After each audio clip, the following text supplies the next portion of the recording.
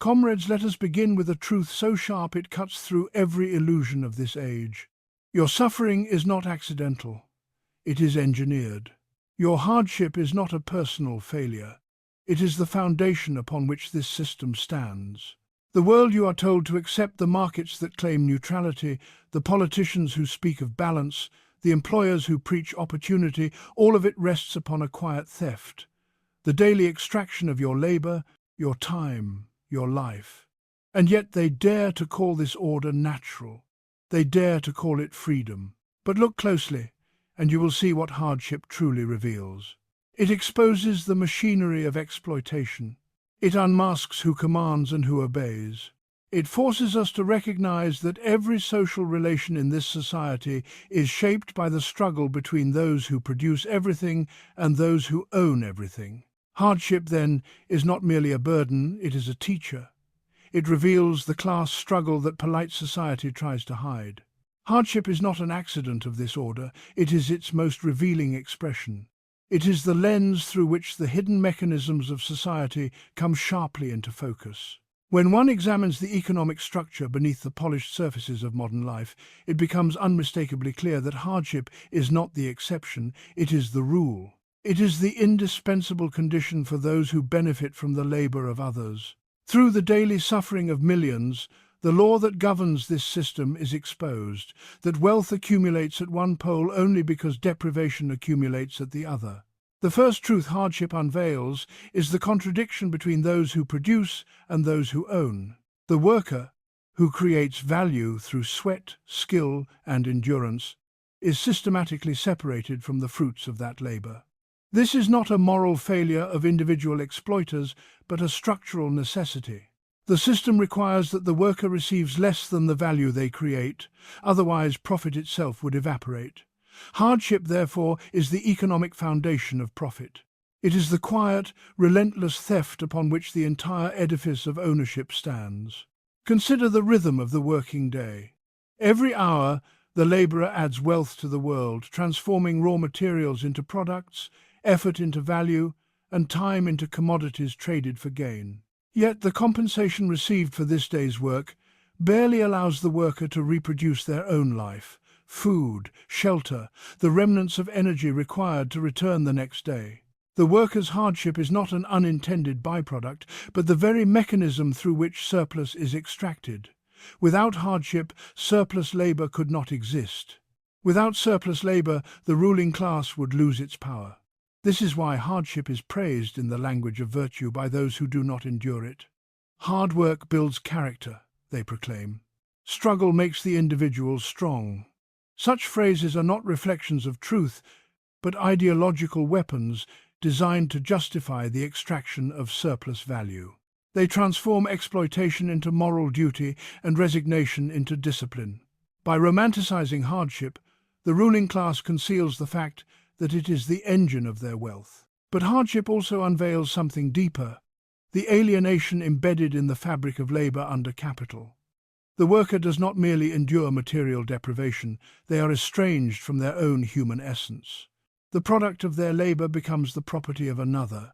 Their creative force becomes an external object used to dominate them.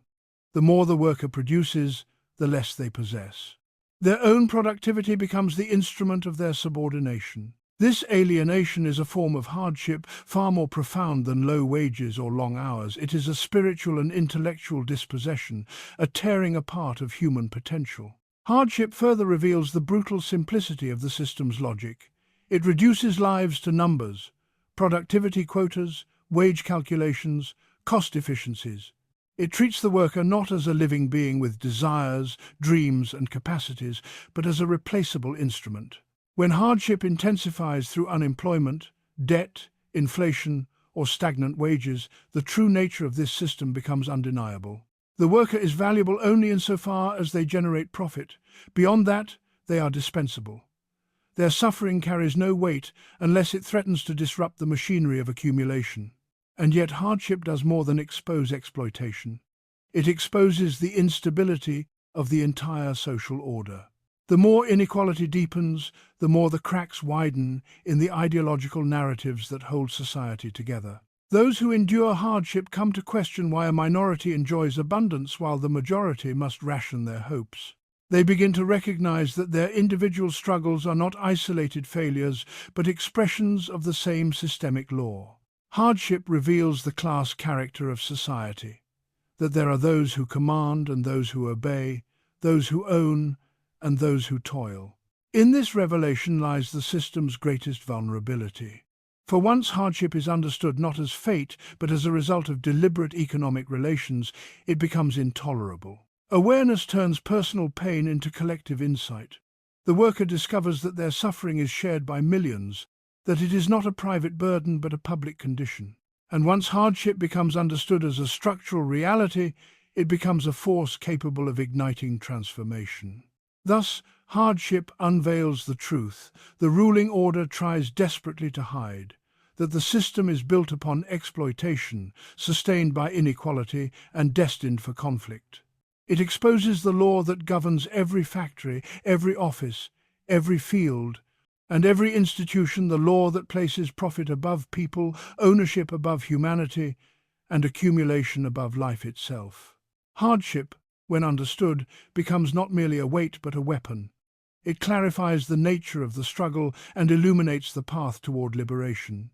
Through it, the oppressed discover both the cause of their suffering and the power to end it. Struggle is not merely a reaction to oppression, it is the crucible in which the oppressed begin to understand themselves and the world that confines them. It tears away the illusions that obscure the nature of power, revealing the relationships that shape society at its core. Through struggle, individuals who once acted alone, uncertain of their place in the social order, awaken to their collective identity and recognize their indispensable role in the material production of life. It is in this awakening that consciousness is born. In the early stages, the worker experiences struggle as an isolated burden. Exhaustion, low wages, insecurity, and indignity appear as personal misfortunes. The worker may blame themselves, thinking they have failed to adapt or to compete. This is the first layer of false consciousness, a belief that suffering arises from individual inadequacy rather than systemic design. The ruling class encourages this confusion, for it obscures the structural mechanisms through which exploitation operates. But the constant pressure of struggle destabilizes these illusions. There comes a moment when hardship accumulates to the point where the individual can no longer interpret it as an isolated problem. The worker witnesses their comrades suffering the same fate, the same wage theft, the same instability, the same exhaustion that slowly drains life. What once appeared as private misfortune is revealed to be a common condition. Struggle strips away the veil of individualism and exposes the shared realities of exploitation. This realization marks the beginning of class consciousness. The worker starts to understand that their suffering is not accidental but systemic. They recognize that it springs from their position within an economic structure that depends on their subordination. Every crisis, be it unemployment, declining wages, rising prices, or intensifying work discipline, sharpens this understanding. Struggle becomes a teacher far more honest than any institution designed to reinforce obedience. Through struggle, the worker learns the true nature of power. They see that political rights without economic control are hollow. They discover that freedom under this system means little when survival depends on selling their labor to those who own the means of production. They observe how laws, customs, education, and culture work together to normalize their subordination. The consciousness that emerges from this recognition is not abstract. It is rooted in the direct experience of exploitation. But struggle does more than reveal oppression, it reveals solidarity. As workers confront the same injustices, they begin to see one another not as competitors in a marketplace, but as allies in a common fight. The workplace, once a site of isolation and quiet suffering, becomes a space where shared grievances forge bonds. Through conversations whispered in break rooms, through collective frustrations voiced against supervisors, through the recognition that no individual can resist alone, the seeds of unity are planted. This unity is the foundation of revolutionary consciousness. For consciousness is not merely the awareness of suffering, it is the understanding of collective power. The worker comes to realize that while they may be powerless as individuals, they possess immense power as a class. It is their labor that keeps factories running, offices functioning, fields producing, and the entire machinery of society in motion. Those who appear powerful, the owners, executives, and officials, are utterly dependent on the continued labor of those they exploit. When this truth is grasped, struggle transforms from a reaction into a force of historical motion. The worker begins to question not only their wages or hours, but the entire structure of society. They ask why a minority controls the instruments of production while the majority lives at their mercy. They question the morality of a system that rewards idle ownership and punishes productive labor. They begin to see revolution not as a distant fantasy, but as a logical outcome of the contradictions they live daily. Moreover, consciousness developed through struggle is not passive, it urges action. It pushes workers toward organization into unions, councils, committees, and movements capable of confronting the ruling class. Struggle teaches that isolated resistance is easily crushed, but collective resistance becomes a force that can reshape society. Through strikes, protests, and coordinated refusal to submit, workers begin to experience their own strength. Every victory, no matter how small, reinforces consciousness, proving that the ruling class is not invincible. Ultimately, struggle reveals the essential truth of social existence, that history is driven not by the goodwill of rulers, but by the resistance of the oppressed. Through struggle, workers come to understand themselves as agents of change, capable of overturning the conditions that bind them. Consciousness is forged not in comfort, but in conflict. It arises from the friction between human potential and the constraints imposed upon it. Thus, struggle is not merely a burden, it is the birthplace of awareness, solidarity, and revolutionary power. It transforms suffering into insight, insight into unity, and unity into the capacity to reshape the world. The working class does not choose hardship. Hardship is imposed upon it. Yet through this imposed suffering, a transformative process unfolds, one that the ruling class neither anticipates nor desires. For every injustice, every deprivation, every indignity endured by workers contains within it the seeds of collective strength. Hardship, when grasped not as an isolated burden but as a shared condition, becomes the foundation of unity, consciousness, and revolutionary potential. In the early stages of exploitation, hardship appears personal. The worker feels alone in their struggle, convinced that their suffering is the result of individual failure.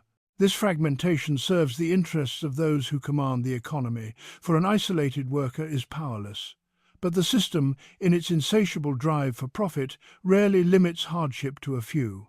It spreads across entire workplaces, industries, cities, and nations. Eventually, the worker discovers that their experience is not unique, it is universal among those who survive by selling their labor. This recognition marks the first step toward turning hardship into strength. When workers perceive that their struggles mirror one another, the illusion of personal weakness dissolves. They begin to understand that hardship is not a private misfortune, but a structural feature of a society built on extraction. The growing clarity that emerges from this collective realization becomes a powerful source of solidarity. As hardship intensifies through wage theft, unstable employment, rising costs of living, and increased demands on labor, the worker learns that individual resistance is insufficient. One voice can be silenced, but 1,000 voices cannot. A single refusal can be punished, but a collective refusal threatens the stability of the entire system. This understanding leads workers to seek each other out, to share grievances, to recognize their shared position in the machinery of production.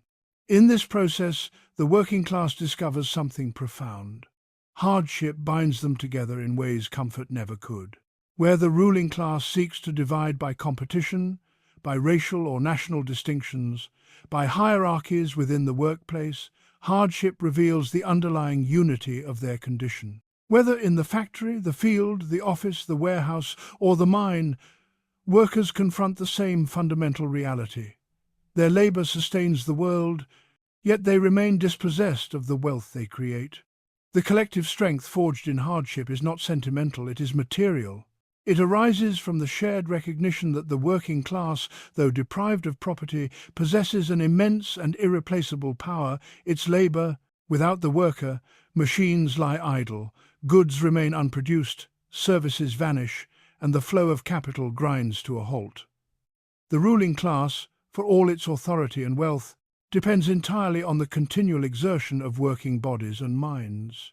Once workers grasp this truth, hardship becomes a source of confidence rather than despair. They begin to see through the false narratives that depict them as powerless. They recognize that the economic giants who dominate society stand on a foundation that workers themselves maintain. With this recognition comes the realization that the power to remake society lies not in the hands of the wealthy, but in the hands of those who labor. Collective strength emerges most clearly in moments of organized resistance. Strikes, walkouts, mass demonstrations, the building of unions, the formation of councils and committees. These are not spontaneous outbursts, they are the crystallization of shared hardship into unified action. When workers withdraw their labor, even temporarily, they expose the dependence of the ruling class with unmistakable clarity. The seemingly invincible institutions of economic domination tremble when confronted by coordinated working-class power. Moreover, when hardship is transformed into collective strength, it reshapes the consciousness of workers themselves. Through struggle, they discover their capacity to act, to disrupt, to demand, and ultimately to govern. They begin to imagine alternatives to the present order, not as utopian dreams, but as practical necessities rooted in their lived experience. They understand that the solutions to their suffering cannot be found in the promises of politicians or the benevolence of employers, but only in the organized power of the oppressed. The ruling class fears this transformation more than any economic crisis, for it signals the emergence of a force capable of overturning the very foundations of exploitation. Hardship, when comprehended collectively, becomes a weapon the system cannot easily neutralize. It fuels a determination that cannot be bought off or intimidated. It creates bonds of solidarity that transcend divisions the ruling class relies upon. Ultimately, the working class turns hardship into collective strength by recognizing that their shared suffering is also a shared struggle, and that shared struggle is the basis of collective power. Through unity born in hardship, workers reclaim their role as the driving force of history. They move from endurance to resistance, from isolation to organization, from oppression to the possibility of transformation. Thus, what begins as hardship becomes the means by which the working class discovers its power, asserts its agency, and prepares to reshape the world according to its own collective interests. Revolutionary transformation does not arise from idealism, nor from the goodwill of those who rule. It emerges from the contradictions embedded at the heart of society, contradictions sharpened by the relentless pressures of exploitation, inequality, and class domination. When the existing order becomes incapable of meeting the material needs of the majority, when it transforms human potential into a source of profit, and when it clings to power through coercion and illusion, then the call for revolutionary change becomes not merely justified but necessary. Every era carries within it the seeds of its own dissolution. The present system is no exception. Its foundation rests on a contradiction so profound it cannot endure indefinitely: the division between those who own the means of production and those who possess only their labor. This divide creates a society structured around exploitation, where the wealth generated by millions is appropriated by a minority. As this inequality deepens, the system strains under its own weight, unable to reconcile the interests of the ruling class with the conditions of the working class. The call for revolutionary transformation arises from this contradiction. It is not a cry born from desperation, but from clarity. The oppressed recognize that no reform, no policy adjustment, no minor redistribution can resolve a conflict woven into the very fabric of the economic order. The structure itself must be transformed. The relations that bind the worker to the owner must be overturned. The authority of those who command without producing must be replaced by the collective power of those whose labor sustains society. Revolutionary transformation begins with consciousness. Workers come to understand that their suffering is not accidental, that their exploitation is not the result of personal failure or misfortune. They perceive that their struggles, though diverse in form, stem from the same root, a system that demands their submission while extracting their labor. This shared understanding ignites a collective awareness, dissolving the illusions that maintain the legitimacy of the ruling class. Once the workers grasp that their oppression is systemic, the desire for transformation becomes irresistible. But consciousness alone is not enough. Revolutionary transformation requires organization, the deliberate, coordinated effort of the working class united around a common goal. Organization channels anger into strategy, frustration into purpose, and scattered resistance into collective power. Through councils, unions, assemblies, and movements, workers build the structures necessary to confront the ruling class.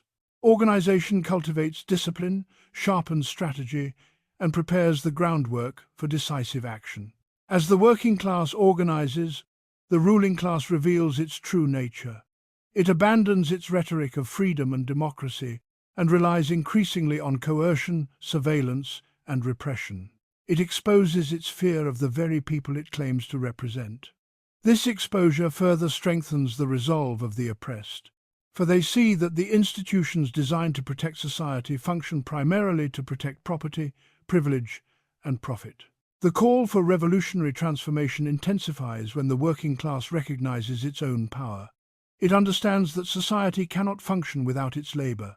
It realizes that the wealth of the ruling class is merely the accumulated product of its own work. It sees that the machinery of production, the infrastructure of cities, the flow of goods and services all depend on the collective labor of workers across all industries. This recognition shifts the balance of power. The working class ceases to view itself as a subordinate force and begins to see itself as the architect of a new order.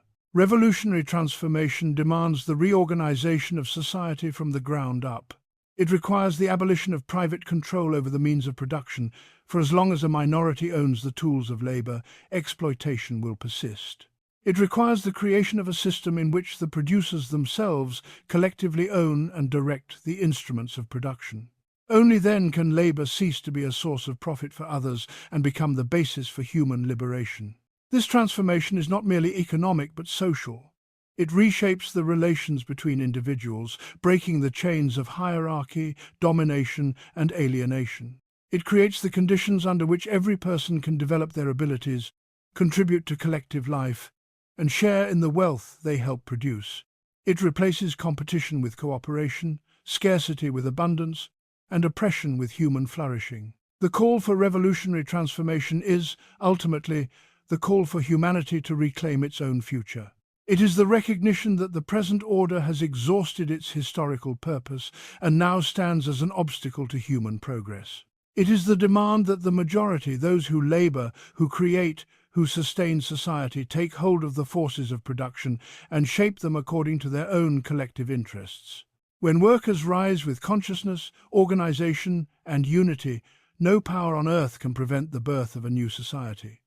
Revolutionary transformation becomes not merely possible, but inevitable. Comrades, the path before us is illuminated by the very struggles we endure.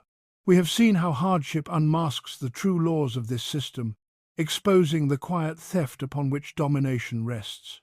We have learned that struggle itself is not merely a burden but a catalyst, an engine that awakens consciousness and reveals our place within the machinery of exploitation. We have witnessed how the working class, far from being broken by suffering, transforms it into a source of unity and collective strength. And we have understood that such unity carries within it the power to reshape society from its foundations. All the forces that oppress us, the economic chains that bind our labor, the ideologies that distort our understanding, the divisions designed to keep us isolated, are sustained only so long as we accept them. The moment we recognize our shared position, the moment we see through the illusions that justify our subordination, the world begins to shift. Hardship clarifies, struggle teaches, unity empowers. The present order depends on our obedience, but the future depends on our awakening. Power lies not in the hands of those who own, but in those who produce, not in those who command, but in those who sustain. When the working class rises as one body armed with consciousness, fortified by unity, and organized with purpose, the foundations of exploitation tremble. Let us therefore step forward with clarity and resolve. Let us reject resignation, refuse division, and stand together in the knowledge that the forces shaping our lives can be overturned. The call for revolutionary transformation is not a distant dream. It is the necessary conclusion of our lived reality. It is the logical response to the injustices we confront daily. It is the collective answer of millions who refuse to remain instruments of another's profit.